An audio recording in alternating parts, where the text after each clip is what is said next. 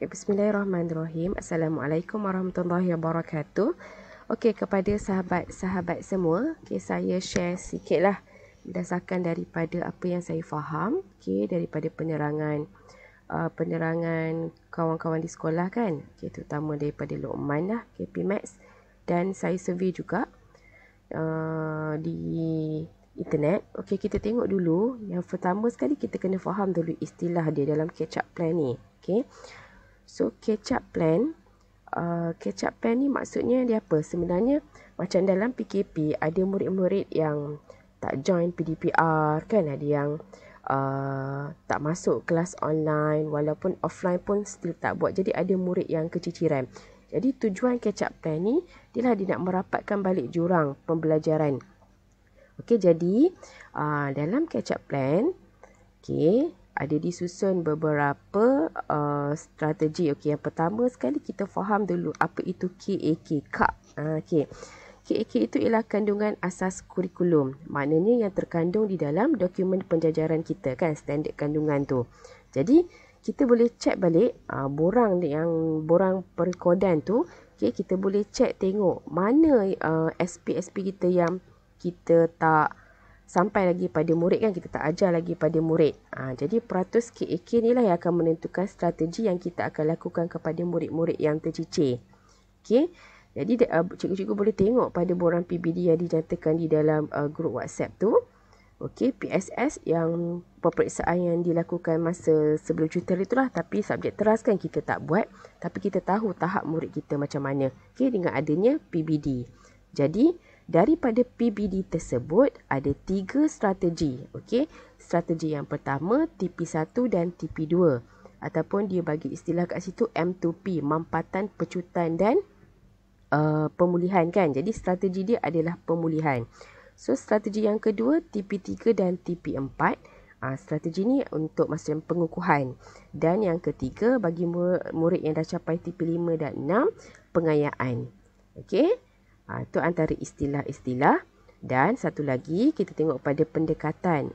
Pendekatan modular, pendekatan bertema, pendekatan berbeza, pendekatan berasaskan projek ataupun PBL, dan satu lagi SAF. Cikgu-cikgu boleh Google lah maksud bagi setiap pendekatan ni. Okey. Okey, daripada ni bila kita faham tentang pendekatan, strategi, dan KAK, baru kita boleh pergi ke catch-up plan. Okey, saya tunjukkan.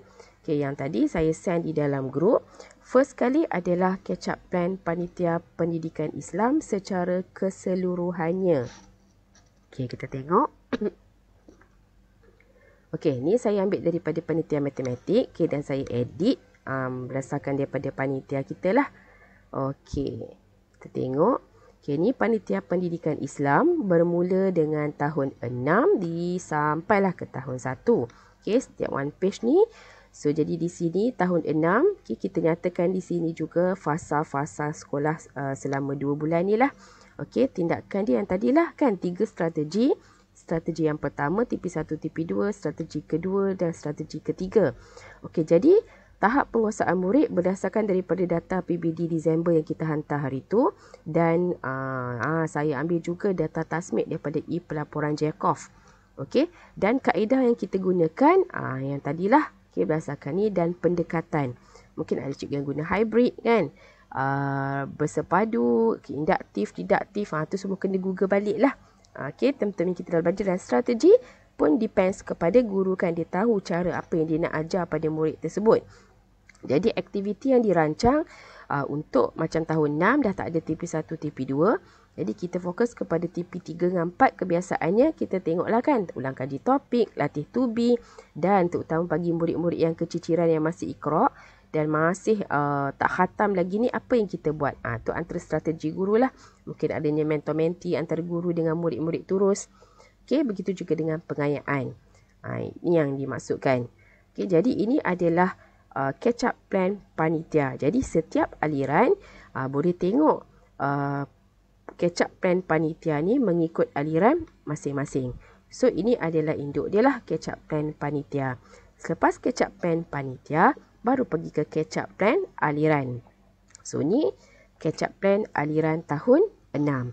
Okey, catch up plan aliran tahun 6, setiap aliran kena letak minggu lah. Setiap minggu bermula daripada minggu ni, minggu 44 sehingga minggu ke ni 45, 46, 47, 48, 49, 50. Okey, catch up plan ni saya letak langsung. Kita boleh juga letak, okey, saya ambil yang pada yang tadi. Okey, yang ni di bahagian aktiviti yang dirancang, kita boleh letak bahagian kandungan asas kurikulum kan, SP kita yang kita rasa kita tak capai lagi bagi murid kita. Jadi boleh letaklah bahagian Al-Quran nak tajuk apa, akidah, jawi. Ni adalah KAK yang kita nak capai kan. Bagi murid-murid yang keciciran tu lah bridging program. Jadi daripada murid-murid ni, apa yang kita nak buat dekat dalam kelas tu? Adanya aktiviti pengukuhan, pengayaan yang seperti yang dinyatakan di sini. Okey, boleh rujuk. Saya ada kepikan juga tadi. Okey, catch up plan aliran. Okey, daripada catch up plan aliran yang mingguan ni, setiap minggu dia merangkap juga seperti RPT sebenarnya. Okey, dan daripada sini kita rujuk kepada dokumen penjajaran lah untuk buat RPH. Okey, kita pergi yang ketiga. Okey, ni berangkap mengikut kelas. Yang ni lah. Setiap kelas yang kita ajar, kita kena ada borang tersebut. Ni catch up plan. Ni matematik boleh tukar edit kat sini, pendidikan Islam. Okey, jadi ini tahap penguasaan TP1 dan 2. Jadi cikgu-cikgu letakkan siapa yang masih di TP1 dan 2 dan apakah kaedah yang digunakan, aktiviti dan catatan.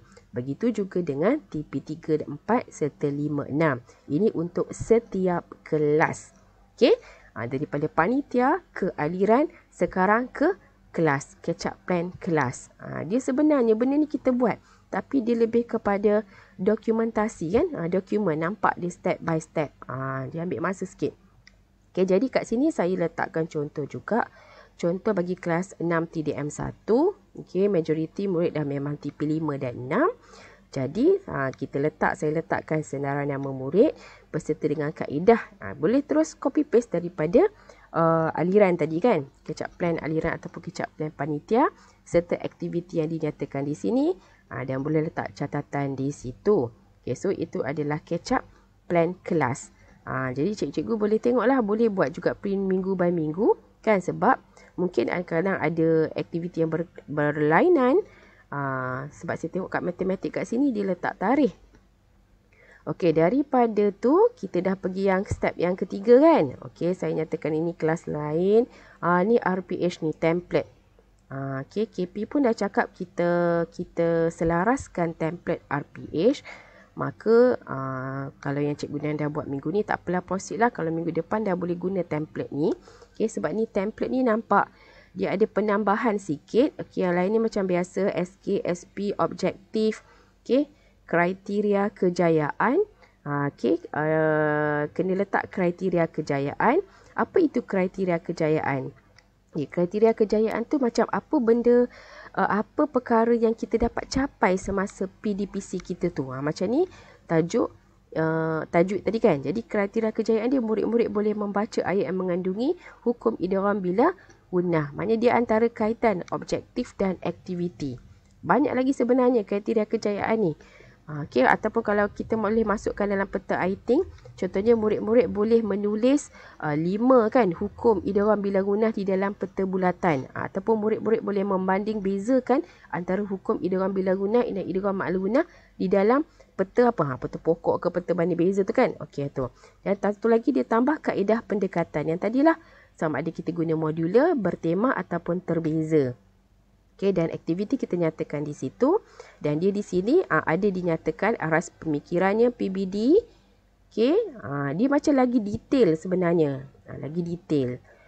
Okay, dan di impak tuliskan di situ juga berapa murid yang diberi intervensi, especially TP1, 2 tadilah. Okay, yang 3, 4 ni diberi pengukuhan. 5, 6 yang diberi latihan penggayaan. Nampak kan? Ni template RPH lah. Okay, so kita dah pergi ke catch up plan panitia, catch up plan aliran. Okay, dan kemudian borang setiap kelas yang kita ajar. Kemudian RPH yang kita nak buat. RPH tu maknanya kita refer kepada catch up plan aliran tadilah. Kan ada dinyatakan tajuk-tajuk. Kita nak PH tu kita refer pada dokumen penjajaran lah. Okey, dan saya pergi ke ni. Ni KAK ni, borang rekod pelaksanaan KAK setiap tahun. Okey, contoh tahun 6. Borang ni pun kita kena ada setiap kelas. Okey, kita check balik setiap KAK kan. SK ni standard kandungan tu lah. KAK ni kandungan asas kurikulum tu. Okey, status dia sama ada kita dah cover semua kan, dan murid pun semua tak ada yang keciciran, dah boleh. Okey, tick. Kemudian di sini ada rumusan KAK. Okey, jadi berapa peratusan? Seelok-eloknya melebihi daripada 70% lah, sebab kalau pelaksanaan KAK ni kurang daripada 70%, mak kita kena habiskan dulu tajuk tu. Okey. Jadi itu adalah yang diterangkan lah, yang saya faham lah apa yang KPM Perkasa nak kan. Sebab saya tengok di dalam drive ni pun, okay, bila kita buka di bahagian KPM Perkasa ku, dia diterangkan catch up plan ni.